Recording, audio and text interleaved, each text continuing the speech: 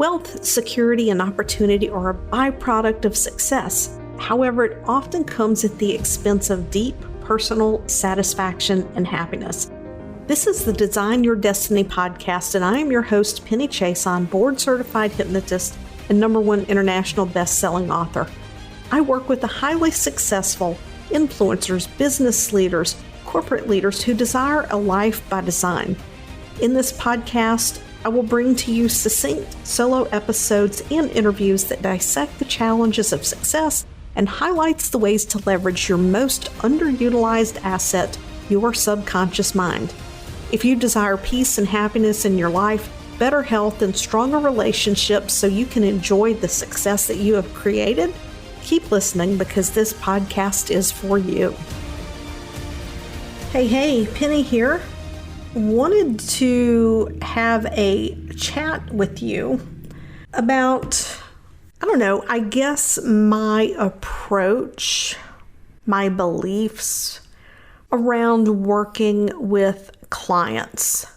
Because over the last, 2.5 years, I have caught a little bit of blowback from people around the way I do things. And it's not going to be what you think, okay? One of the first things that I caught blowback about was basically the fact that I niched down. The fact that starting 2.5 years ago, I exclusively began to work with people who were on a transformation journey. And that could look like a lot of things. My clients, most of them are very self-aware. They've done the work. They know what that inner voice means.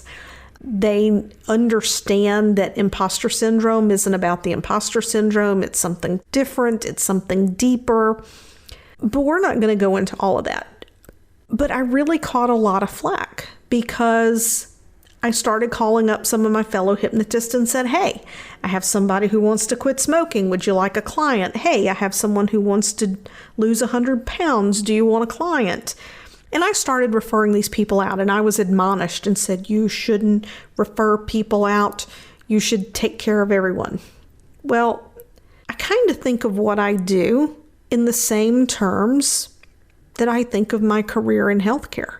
In healthcare, I specialized in anesthesia. And when I came to Mississippi, I did a lot of trauma and critical care anesthesia. So that was kind of where I focused my attention. So I look at my hypnosis practice the same way that I looked at medicine. I work in a very narrow area, but I go very deep, as opposed to shallow and wide. If you've done any marketing, you know exactly what I'm talking about, except I'm talking about it on a subconscious level. So I'm happy to say that there is more tendency to niche now in hypnosis, but it's not really mainstream. If I had to guess, I would probably say 95% of hypnotists are generalist and 5% niche down and specialize in a specific area. So that's the first thing that really catches people unaware. The other thing is that I don't do my hypnosis by the session. I used to, and people would always ask me, well, how many sessions? Well, the truth is, I don't know. Until we start doing the work, based on my experience now, because I've niched down, I can ask the questions and I can come pretty close. I'm actually pretty damn accurate, to know if it's going to be 4 or less, or if we're looking at 5, 6, 7, 8, even 10 sessions. And I have 2 programs, if you will, that I put people into, depending on what they're dealing with and what I think it's going to take to solve the problem. I never make any assumptions of how many, but I make sure that we have enough time that we can dig in and do the work that needs to be done. So I no longer charge by the session. I charge for the transformation. So that's a little bit different.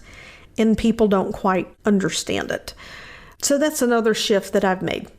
The third thing is that last year, with clients that I knew who were going to be bumping up against life situations, stressors, and that they would really benefit from the support of handling these situations when they occurred with someone who understood the subconscious underpinnings. With select clients, I began to offer some coaching as well. I was taught that coaching doesn't belong in hypnosis. You're here to do hypnosis, you're not here to coach. And my thought about that is, well, what if someone doesn't understand how to deal with day-to-day life stressors? Like, where else is something going to show up in their life and cause a problem or potentially trigger them to go back to the old way of doing things? Because let's face it, when you're 51 years old like I am, I started my transformation journey when I was 48. Well, 47. I don't know my own age. Isn't that funny? I feel 26, so it doesn't matter. Age is all a matter of the mind anyway. So it would be ridiculous of me to think that at age 48, I could have hypnosis and it undo 48 years of habits. Now, yes, I had a client who was a 40-year pack-a-day smoker, never tried to quit in her life until she reached out to me. And after one session, she was a non-smoker. And I know she stayed a non-smoker because her doctor called me for 2 years after I left Connecticut asking me would I please see her clients. And I had to keep reminding her I was in Mississippi and not Connecticut.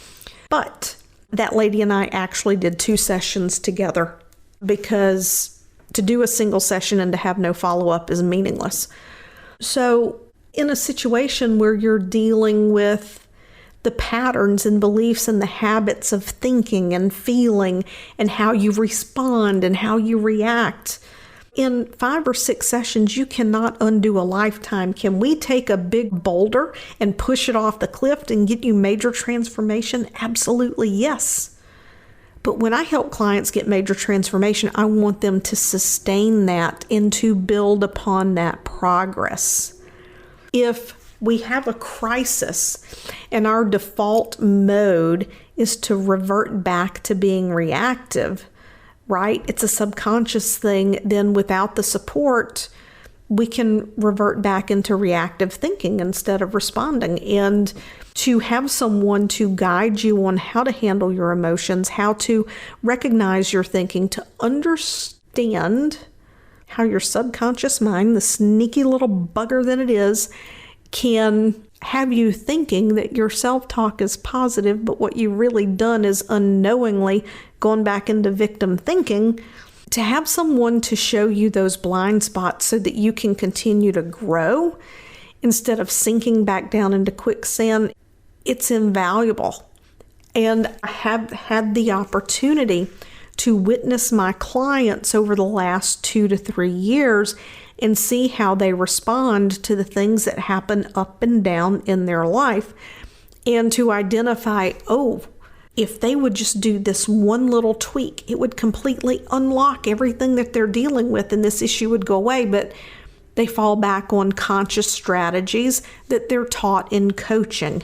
And there's nothing wrong with coaching, but in coaching, when you understand the subconscious and when you have the skills to go subconscious within coaching, you can rapidly build upon those shifts. Which is why I'm still doing some one-on-one, but it's why I'm opening up a 12-month hybrid mastermind that includes the one-on-one sessions, plus the coaching, plus the supportive community of like-minded individuals, so that once people get that big transformation, they continue to stay on a path of making progress with someone who understands the subconscious and understands the knots that they've unraveled before, so that those things can be moved and shifted quickly. It's funny to me, and when I say funny, I mean ironic, that People will have a therapist on retainer to just chat with everyday problems. They need a place to vent. They need a place to process. But what if you had someone on retainer to actually help you shift the subconscious pattern so that that didn't keep showing up as a common occurrence for you? Because we don't have to go through life feeling the static running in the background. It's totally not necessary. If you follow me on social media, you know that I've shared a screenshot of a comment from one of my clients that we did some deep work last year. And then a few months ago, she had, I guess you could call it a crisis, come up. And it triggered some things for her. And she and I did one session, and this worked through one session because we had done the heavy lifting before. But she just had no reservations to message me and say, hey, I need to move through this. I need to move through it now. And after the one session, she messaged me the next day and she's like, I feel nothing. And not I feel nothing in terms of being numb, but I feel nothing in terms of the static wasn't under the background anymore. That constant antsy feeling that like waiting for the other shoe to drop, it was gone. That is the power of having someone who understands the subconscious on your side. Because she could have worked through it with journaling and meditating and all of those things, and it eventually would have become so normalized that she didn't notice it, except that she had developed a great deal of awareness after we worked together last year. If you decide that you're ready to address that inner voice that can cause all the fear and the doubt that leads to all the things, right? The inner voice is at the root of it all. The inner voice is at the root of the fear, the doubt, the imposter syndrome, the procrastination, the people-pleasing. It's all about what we think things mean and the stories we tell ourselves. If you want to tame that inner voice, if you want to see if you're a great fit for the mastermind, you can apply at the link in the show notes. Apply at that link, or you can apply at the link for one-on-one. Either way, we will reach out to you and schedule a time to chat and see if it's a fit. Because you know what? Whether or not you feel aligned to work with me is just as important as whether or not I feel that you're in a place you're going to get the greatest amount of benefit from the work that I do. All right, I'm going to leave it here. Have a blessed and wonderful week. Go out and change the world. Bye now. Thanks for listening to this episode of Design Your Destiny. I would love to know what resonated most with you. So just take a screenshot of this episode, share it over on your Instagram stories, and tag me at penny.chason and let me know what you thought. Also, if you head over to iTunes and you leave a positive review, it helps this podcast to help reach even more people, making a difference, elevating humanity and mankind.